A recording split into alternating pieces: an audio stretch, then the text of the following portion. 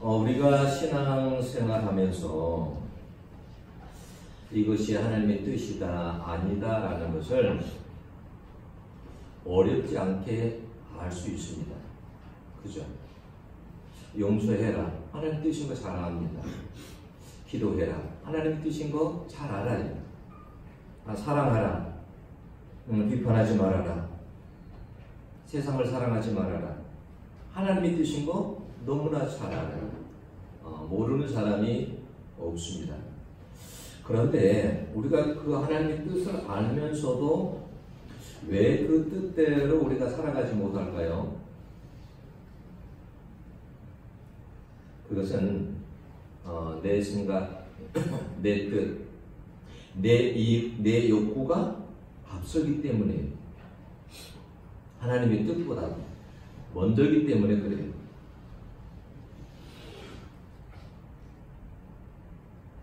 여러분, 하나님이 먼저여야 하나님의 뜻 가운데 설 수 있는 줄로 믿습니다. 하나님의 뜻이 먼저가 아니면 하나님의 뜻 가운데 서지 못해요. 하나님이 말씀하셨죠. 요나야, 너 니느웨에 가서 그 백성들에게 외쳐라. 복음을 전해라. 저는 못 갑니다. 왜요?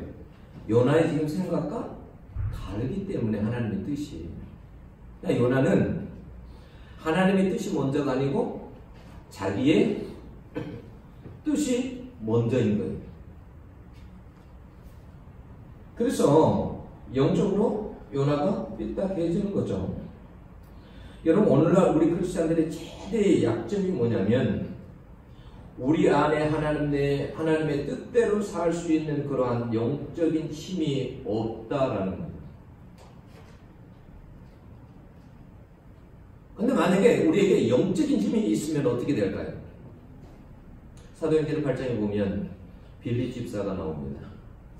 빌리 집사가 사마리아에 가가지고 복음을 전하는데 놀라운 기적들이 일어납니다. 귀신들이 쫓겨나가고 안전뱅이가 일어나고 벙어리가 눈을 뜨고, 그래서 거기에 놀라운 부흥의 역사가 일어나는데 갑자기 성령께서 뭐라고 하냐면, 빌리가 너는 지금 광야로 가거라. 근데 성경에 보면 그 빌립이 그 말을 듣고 조금도 주저하지 않고 일어나서 그 명령에 갔다라고 했습니다. 물어보지도 않았어요. 하나님, 왜 광야로 가야 됩니까? 물어보지도 않고 일단 일어나서 광야에 갔어요. 그리고 하나님이 왜 나를 이곳에 와라고 했지? 기다리는 거예요.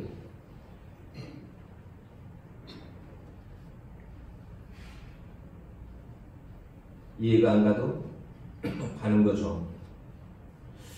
여러분, 왜 우리가 하나님의 말씀을 묵상하는 겁니까? 왜 우리가 여러분 하나님 앞에 기도하는 겁니까? 하나님의 뜻대로 살기 위해서입니다.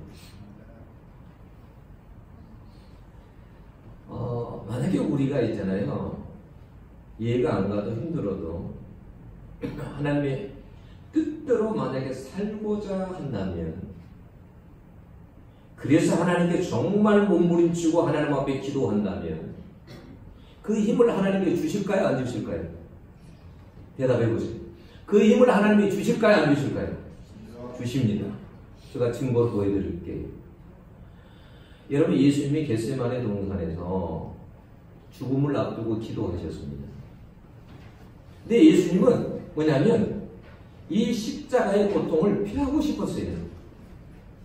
너무 고통스러우니까. 예수님도 인간의 몸을 입고 있으니까 예수님께서 겟세마네에서 무릎을 꿇고 아버지께 기도합니다.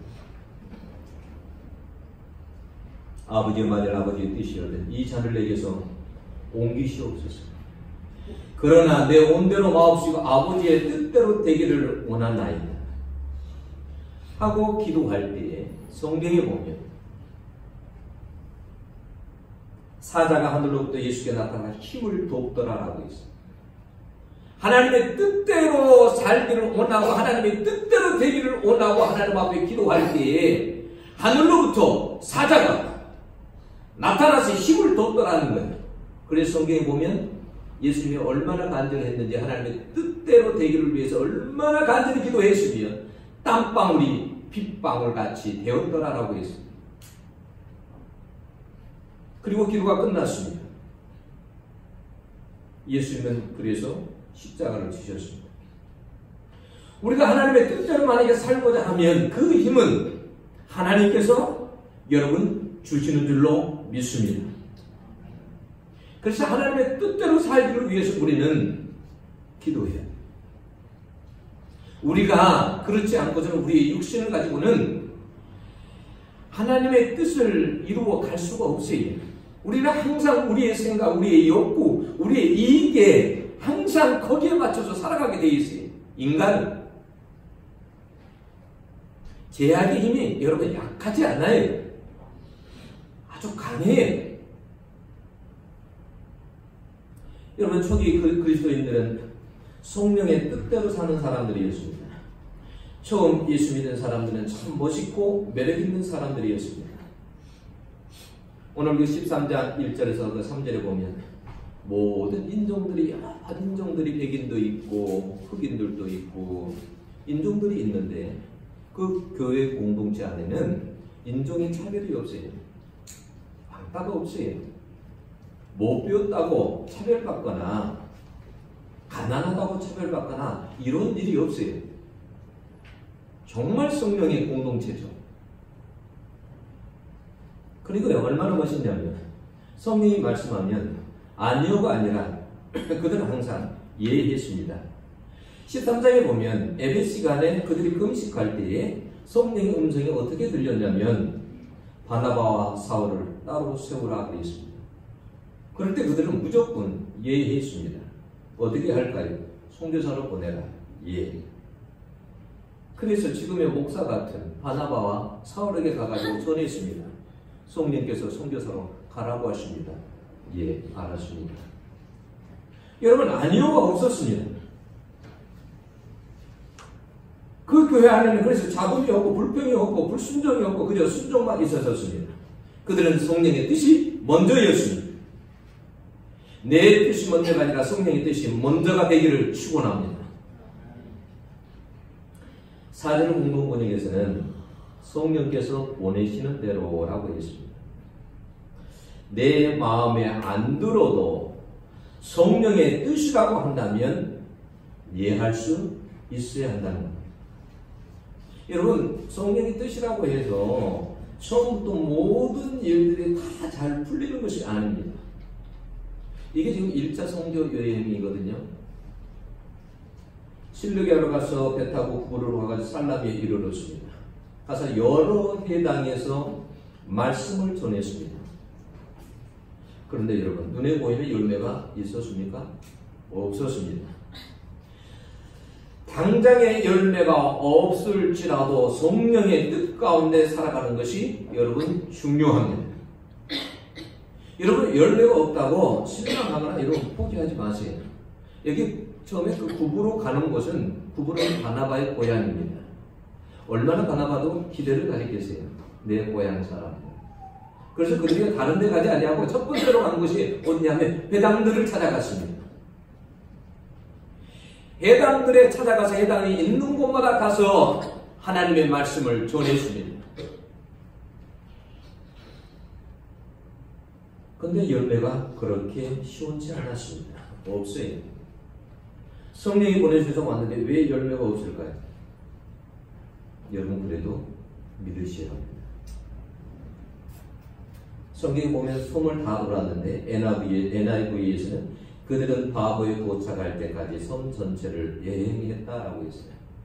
안 가는 곳이 그러니까 없었어요. 그래도 열매가 없는 거예요. 이럴 때 사람들은 그냥 실망하고 낭망하고 무너집니다. 그런데 바울 일행을 한번 보세요. 6절에 보면 바보에 이르러라고 했는데 여러분 살라미에서 바보까지 오려면 걸어가지고 그러니까 이 거리가 어느 정도 되냐면 180km 정도가 돼요. 거리가 180km예요. 자, 제가 내비로, 카카오 내비로 스마트폰으로 이렇게 한번 제가 해봤어요. 당하동에서 대전 시청까지 가면 얼마나 거리가 걸릴까라고 딱 해보니까 어느 정도 나오냐면 약 200km 정도가 나옵니다.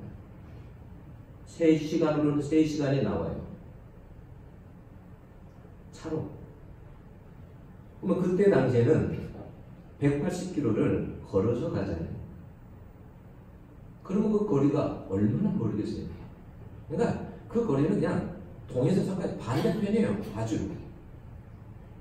그 먼 거리를 걸어서 갔어요. 다 섬 전체 가는 곳곳마다 가고 그 먼 거리를 갔습니다. 얼마나 힘들었을까요?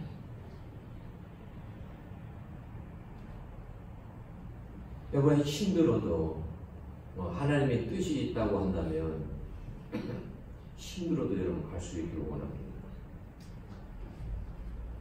성령의 인도함이 반드시 여러분 있습니다. 그래서 잘 몰라도 순종으로 걷다 보면 하나님의 때가 있습니다. 성령의 뜻이라고 해서 하나님께서 불렀다고 해서 어려움이 없는 것은 아니에요. 예수를 전에 믿었다고 해서 어려움이 없는 것은 아니에요. 아브라함이 부름을 받았을 때에 하나님께서 풍족한 곳으로 인도하셨습니까? 아니요. 갔더니 기근이 있었습니다. 어려움이 있었어요.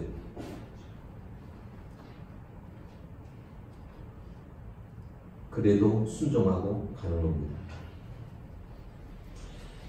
다른 성경에는 그렇게 번역을 안 해놨는데 6절의 공동 번역에서는 이렇게 번역을 했어요. 그들이 섬을 다 돌고 마침내 바보에 이르렀을 때 이 마침내라는 단어를 사용했습니다. 그러니까 무슨 말이냐면 성령의 인도함이 있는 곳에 마침내 도착했다라는 거예요. 거기서 제일 처음 만난 사람이 뭐냐면 바예수라 하는 유대인 거짓 선지자 마술사를 만납니다. 근데 이 사람은 마술사잖아요.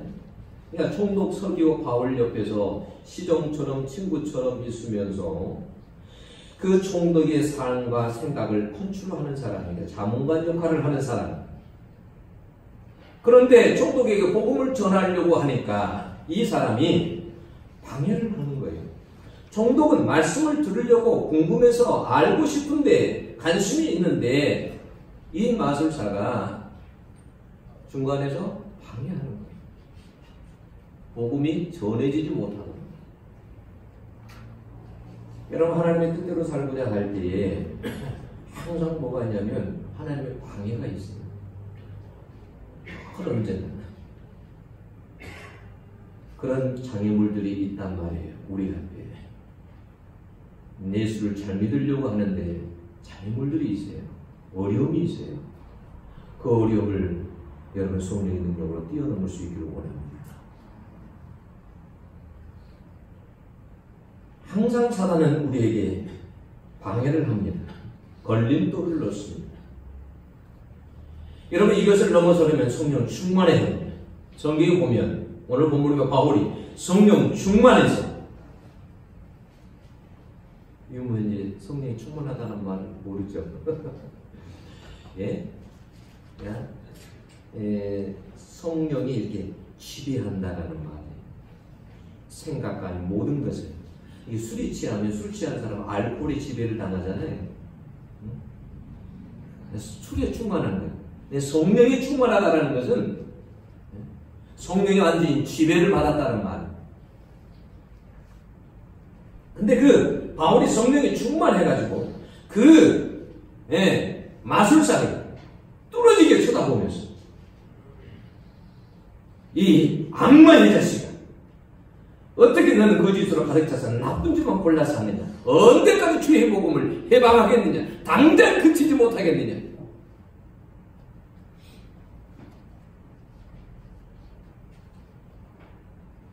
너가 지금 주의 벌을 받아서 너는 앞을 보지 못하고 햇빛을 보지 못하게 될 것이다. 그러니까 성경에 보니까 즉시 맹인이 되어가지고 더듬거리며 자기를 안내해줄, 손을 잡아줄 사람을 막 찾는 거예요. 어떤 장애물이 있어도 성령 충만한 사람에게는 이런 장애물을 뛰어넘을 수 있는 역사가 여러분 있는 줄로 믿습니다. 여러분, 그가 무슨 구원의 아들입니까? 귀신의 힘을 입어서 사람들을 속이고 돈 버는지 않습니까? 그가 어떻게 사람들을 여러분 인도합니까?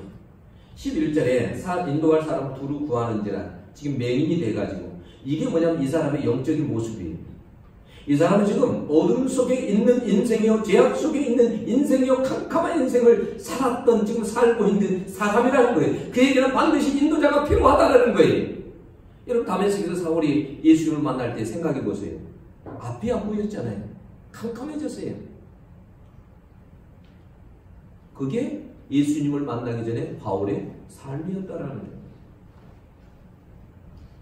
어찌됐든지 여러분, 예수님을 모르는 인생들은 어둠 속에, 흑암 속에 있는 인생들이 눈에서 비늘이 벗겨질 때야 사울이 알게 됐습니다. 아, 나의 지난 모든 세월들이다. 캄캄한 세월이었구나. 예수를 모르는 세월, 캄캄한 세월이었구나. 손을 잡아줄 사람을 막 찾습니다. 반드시 그 얘기는 인도자가 필요합니다. 여러분이 그런 인도자가 될 수 있기를 원합니다. 성경에 보니까 맹인이 되는 것을 얼마 동안만 보지 못하게 했다라고 이렇게 성경에 기록되어 있습니다. 왜 그랬을까요? 기회를 주시는 겁니다. 하나님은 악한 자에게도 기회를 주십니다. 이게 하나님의 사랑이에요. 하나님은 기회를 주세요. 여러분, 기회 있을 때 믿어야 되고 기회 있을 때 잘해야 돼요. 기회 있을 때 여러분 전도할 수 있기를 원합니다. 아멘이 없어요? 기회 있을 때 봉사할 수 있기를 원합니다. 기회 있을 때 사랑할 수 있기를 원합니다. 기회 있을 때 용서해야 돼요. 기회가 주어져 있을 때. 기회가 있을 때 잘 믿어야 됩니다. 하평은 그 본자님 아버지 되시는 할아버지가 병원에 입원해 계시는데 갔는데 92세가 되시거든요. 근데 갔더니 그런 말씀 하시더라고요. 요즘 죽음에 대해서 많이 생각한다. 죽으면 어떻게 될까 생각한다라는 거예요.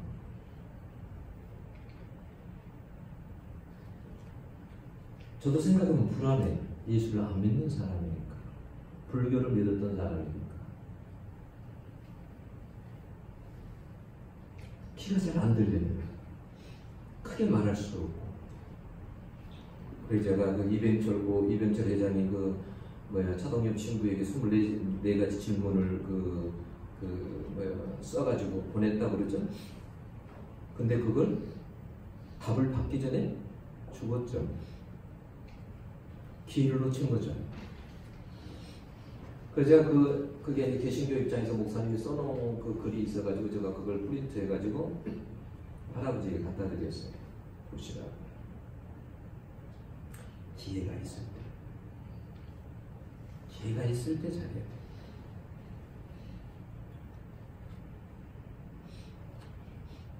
이건 봉사도 전도도 사랑도 용서도 내가 성령 충만하지 않으면 어려워요.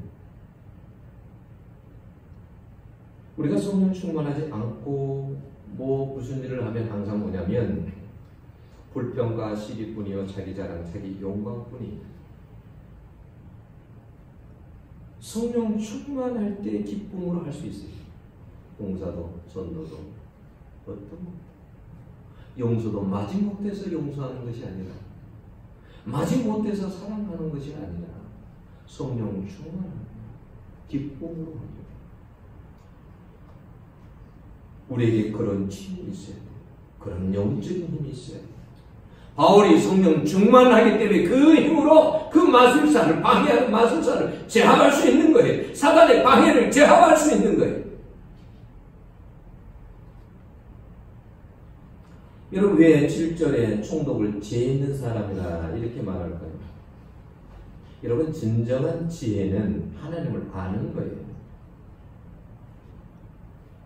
이 총독은 바 예수라 하는 그 마술사가 옆에 있었는데도 그리고 그 당시에 많은 종교가 있음에도 불구하고 그런 종교에도 마술사에 만족할 수가 없었어요. 그 마음속에는 항상 영적인 어떤 갈급함이 있었어요. 그 마음 주님이 아시고 주님의 바울 일행을 보내신 거예요. 정확하게 그 목표 지점을 정확하게 찍어서 보낸 거예요.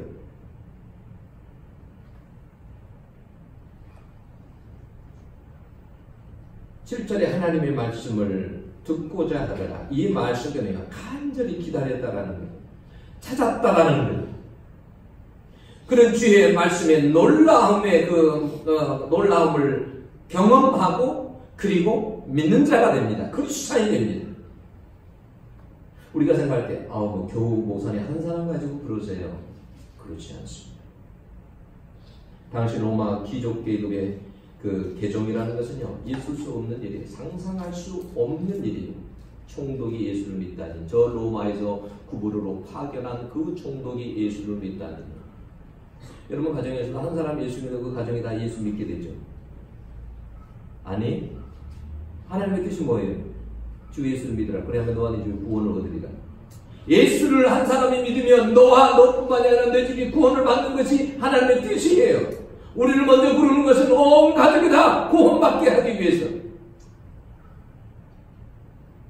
하나님은 그러니까 총독 한 사람 부른 거지만 사실은 뒤를 보고 총독 한 사람이 아니에요. 이건 로마를 보고 있는 거예요. 우리 주님은 로마를.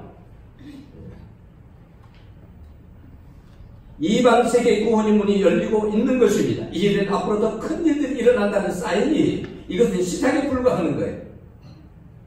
9절에 보면 사울의 이름이, 사울은 히브리식 이름이잖아요. 유대식. 근데 바울로 바뀌어서 불려줍니다. 이게 우연이 아니에요. 바울은 로마식 이름이에요. 이방 선교의 새로운 전환점을 지금 하나님께서 만들고 계시는 거예요. 주님에게는 지금 큰 그림이 있어요. 근데 그것을 하나씩 지금 퍼즐을 맞추고 가시는 거예요.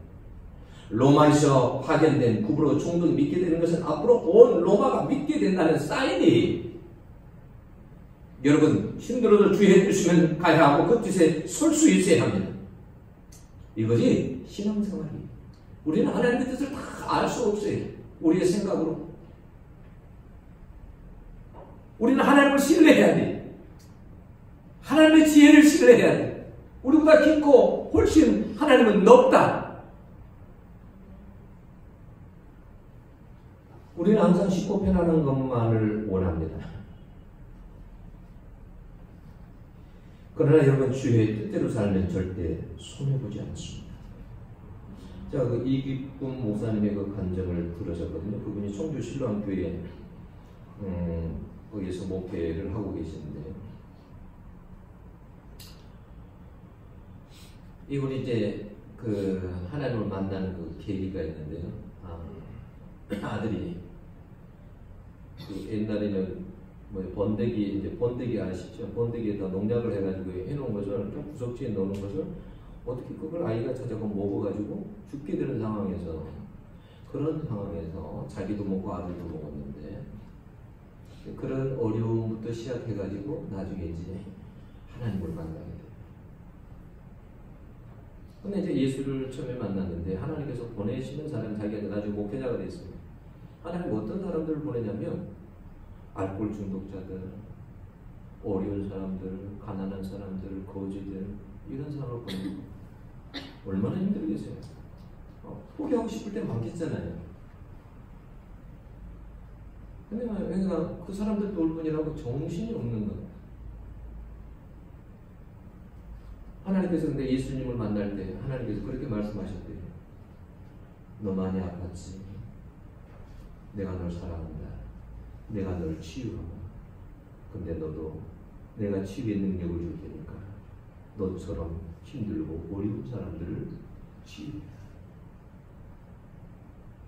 그 사명 가지고 하는 거예요. 그런데 그 사명이지만 그게 얼마나 힘들겠어요. 삼각산 올라가지고 몇 년을 기도했냐면 20년을 기도했다. 한 번은 장애인이 왔어요. 근데 장애인이 보통 장애인이 아니라 온몸이 뒤틀어진 장애인. 입도 뒤틀어지고 손도 뒤틀어지고 손도 완전히 펼 수 없는, 제대로 걷지도 못하는. 근데 이 목사님이 그 장애인에게 왔는데 뭐라고 했냐면 빗자루를 준비해가지고 빗자루를 들어라, 빗자루를 쓸어라. 이 말이나 돼요? 이게 손도 못 펴는데 그 빗자루도 못 잡는데 어떻게 잡으라. 왜 그랬을까요? 그분이 그렇게 말합니다. 우리 주님은 다 보신다. 빗자루를 잡아라. 떨어져도 다시 잡으려고 하고 잡고 쓸어라. 우리 주님이 너를 보실 거다. 그리고 너를 치유할 거다. 그러니까 이 손이 안 펴진데 어떻게 잡으면 떨어지고 잡으면 떨어지고. 근데 그것은 매일 하는 거야. 근데 어느 날 목사님을 보니까 이 사람은 하나님이 너무나 긍휼히 여기셔서 이 사람의 손이 펴져버린 거야. 침을 그렇게 흘리는 사람이, 손뼉도 칠 수 없는 사람이 손뼉을 치고 비틀어진 몸이 펴지고 걷게 되고, 어려울수록 힘들수록 하나님을 찾을 수 있도록 원합니다. 어떤 사람 막 비가 오는데 그러니까 전도하러 나간다잖아요. 하나님 날 불쌍히 좀 봐주세요. 하나님 다 보고 있겠지. 내가 이래도 전도하는데 하나님 얼마나 나를 보고 계시겠지. 한 번은 그러더래요. 하나님께서 공동묘지에 가서 기도해라고 그러더래요. 밤에. 그래서 무슨 이런 음성이 다 들리나. 이건 분명히 하나님의 음성이 아니다. 그래서 막 대적 기도를 했다. 이 나사렛 예수 그리스도의 이름으로 명하노니 사단아 떠나갈지어다. 이건 하나님의 음성이 아니다라고 생각하고 막 했대.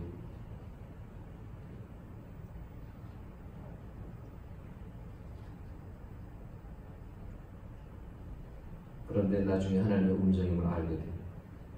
비가 오는데 공동묘지에 가려고 하니까 얼마나 무서워요. 여자가. 근데 갑니다. 기도를. 처음에는 하나만 막 핑계댑니다. 하나님 너무 깜깜해요. 후레쉬가 없습니다. 야, 후레쉬가 자격 이게 저기 뭐 이게 교회 이게 놔두는 데 있잖아요. 그런데 분명히 아직까지 없었어요. 후레쉬가 없어요. 근데 그때 저녁에 자기는 없다고 생각하고 탁 열었는데 후레쉬가 있는 거예요. 누가 넣어놨는지. 핑계댈 수가 없는 거예요.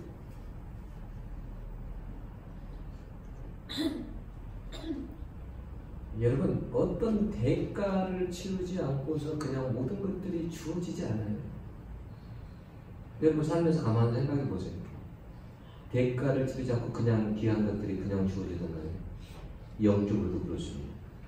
대가를 치르지 않고 그냥 주어지는 것들이 없어요. 나는 여러분에게 말합니다. 젊었을 때 주님을 위해서 충성하세요. 네.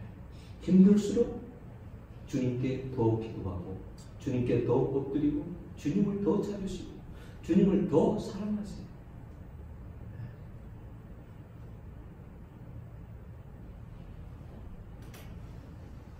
이분 지금 하나님께서 얼마나 하나님께서 놀라우게 사용하시냐면 지금 청주에서 목회를 하는데 하나님께 8층짜리 빌딩을 주셨대요. 지금은 부흥사로 그렇게 활동을 합니다. 그래서 제가 그분 간증 듣고 아 정말 나는 아직 멀었구나 이런 생각했어요. 하나님 보시는 게 있다니까요. 바울 이름이 1차 선교회 나올 때 얼마나 기대를 가졌어요. 교회에서 기도하고 금식하고 그래서 성령이 선지자를 보내라라고 했는데 그 얼마나 고생했어요. 근데 가서 총독을 만나고 봐봐라. 내가 너를 통해서 할 일이 있다. 나는 총독 한 사람이 아니라 저 로마를 뒤집을 것이다. 너를 통해서 하나님의 큰 그림이 있습니다. 여러분도 무슨 일을 하다가 실망하거나 낙심하지 말고 하나님을 보고 하나님은 우리보다 다 뛰어나십니다. 힘들어도 편안한 것만 찾지 마시고 힘들어도 주의 뜻이면 갈 수 있기를 축원합니다.